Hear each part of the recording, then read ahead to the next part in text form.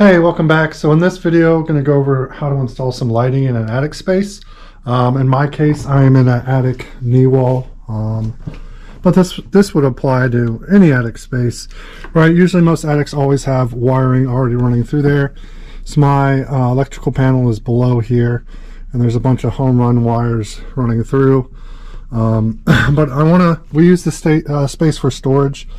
So I have to fix all these boards, but I want to get lighting in here first. So I'm going to install 2 light receptacles and a switch, which I think I'm going to do over here.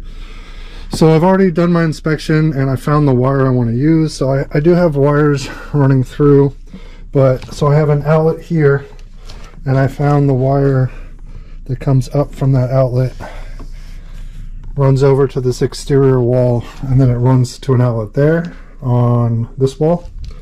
So I'm just going to intercept this wire for my power for my lighting. So my plan is to run it up here somewhere to a switch and then run it up into the ceiling. I'll probably do one light somewhere in here and another light further down, and we put boxes and storage totes in here. So let's go ahead and get started. All right, so you can see this wire is coming up from a top plate of the wall here from that outlet, and then it just runs up here. I'm not sure why they routed it along this 2x4. So what I think I'm going to do is I have a electrical box 3.5 inch depth. I'm going to put my light switch somewhere here on this wall. So when you come in, the light switch will be here. So I'm going to cut this wire probably right about here halfway, and then I have enough slack to route this up the wall. Now, if this in your case may be different, but either way, you're going to have to use some kind of box or junction box to take some existing lighting or wiring somewhere to power your lights.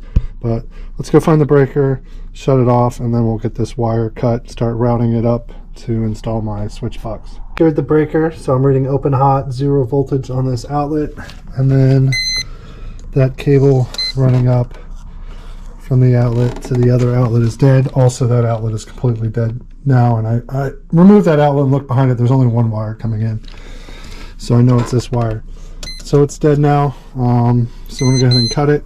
I really like, my wife got me this Ryobi LED work light for Christmas. I like that it can run on an extension cord or a battery, so I had to put the battery in because I lost power to my outlet. But we'll go ahead and get some wire cutters and cut this wire. So switch is going here. I went ahead and cut the wire. I do have a couple Romex staples to pull out. I'm just going to pull those out with my cat's paw and then see about routing this cabling up to the new location. I have my cable cut, put in a couple new Romex staples here and here to feed my wires over, and I have enough to feed into my box and easily mount my switch here. Just using Romex 9/16 staples. So I'll need a couple more staples when I'm done, but let's work on getting the wires fit into the box and the box mounted. I got my box mounted with plenty enough to adjust it and pull the wires out. So it's nailed into the wall. I made it flush with this trim so I can put a switch and a cover on it. So when you come in the attic space here, this will be my little light switch to turn my lights on. Now I've cut this wire, so I have to reconnect it. So let's go ahead and strip these and start with reconnecting these wires, and I'm gonna need a pigtail to feed my switch, and then my third wire will come out the top and power my lights in the ceiling. Please help me just strip that cable. I'm just running my razor blade down the center because that's where the ground is, because I don't want to nick the insulation or the sheathing on the hot or neutral wire. So I'm just going back in the box, putting a little bit of pressure in the middle.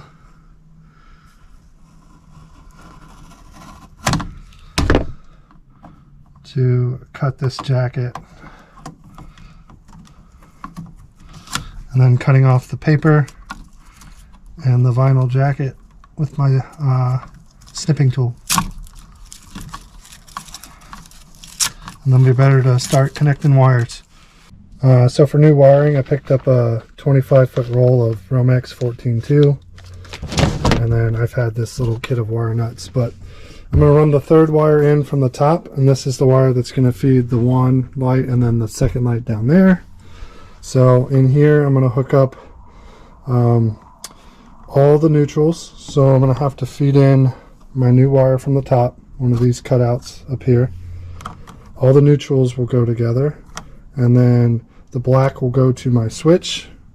One leg will go to here, and the other leg will go up to this wire, which will then feed these lights. So let's get started.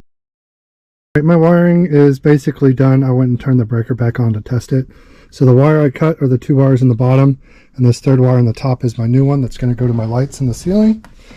So essentially all I've done is, for those three cables, I connected all three neutrals together, all three grounds together. Also installed a little jumper because I'm going to ground this light switch eventually. And then the blacks from the existing wire I cut are reconnected on the bottom screw on my switch, so those are hot. And then my top wire, which is the wire coming out of the top that's going to go to my lights, it's off. And then if I turn the switch on, now I have power on that leg to come out this top wire to go to my lights.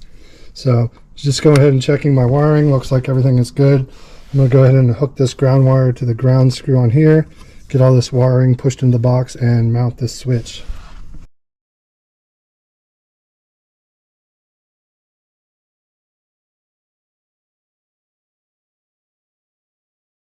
My wiring in the switch box is done. Power is secured right now, but it's all assembled. I just repurposed an old switch and switch plate cover that I did, saved from a remodel in another room. So essentially, to recap, what happened is I have an outlet on that wall.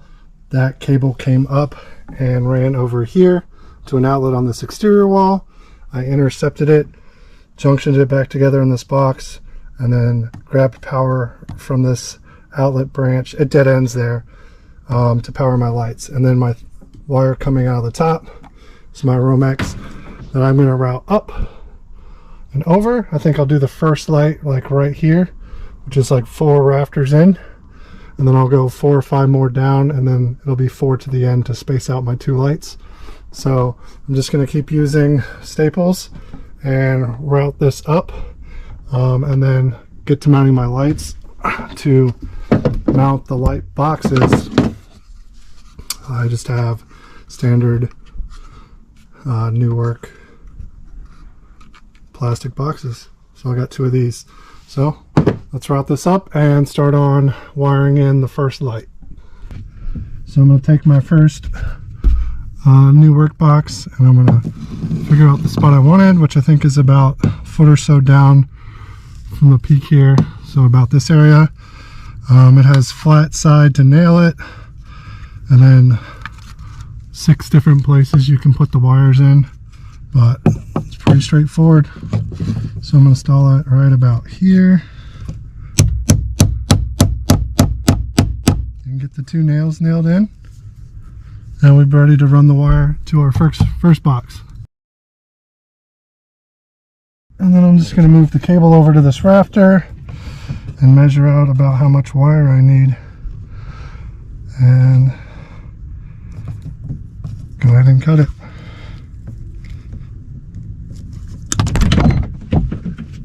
We'll get this stapled and routed into the box. I cut the cable as you saw, got the box installed, started running the new cable out to go to my next light. Gonna start stripping all these wires. Pretty much the same thing I'm going to do in this box as I did for the switch box. So all the neutrals together, hots together, and grounds together. And then I'm installing just one of these keyless bulb sockets. So I've already installed little jumpers to go to the wire nuts for hot and neutral. These plastic or porcelain sockets do not use a ground, but I'll have a ground in the box. It'll just be pushed in the back of the box. So get these stripped, wire nutted, and get this socket installed.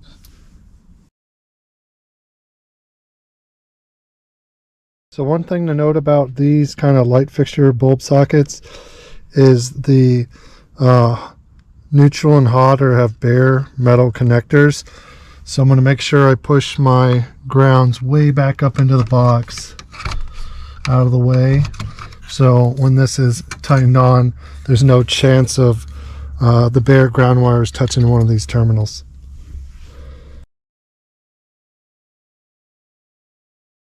So got my neutrals and hots all wire nutted together with the pigtails running to my light socket.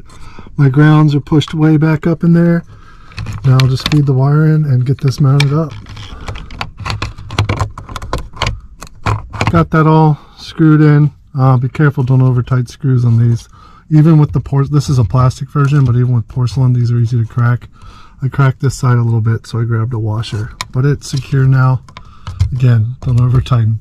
But I got the other light box there and the cable to finish routing and install the second one, and then we'll be done.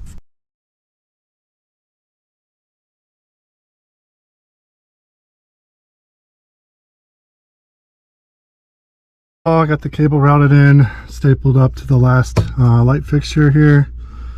Went ahead and put hooks in the hot and neutral. Got the ground shoved up in the back, and now these will go directly to my bulb socket. So let's get that installed. Second bulb socket is wired and screwed in.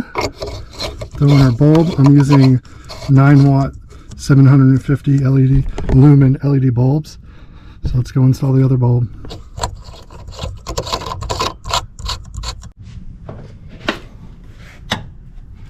All right, both of our light fixtures are done. Again, I use these Sylvania Eco LED bulbs. I'll leave links to everything I used for this project.